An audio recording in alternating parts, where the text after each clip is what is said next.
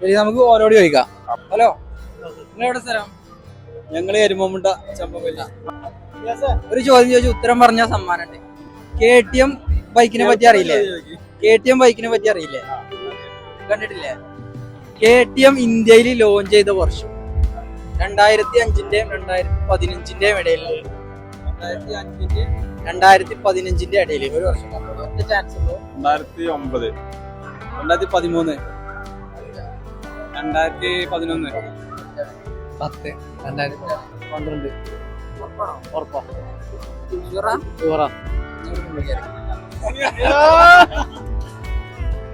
അപ്പൊ ഇന്ന് നമ്മളെ ഫസ്റ്റത്തെ വിജയി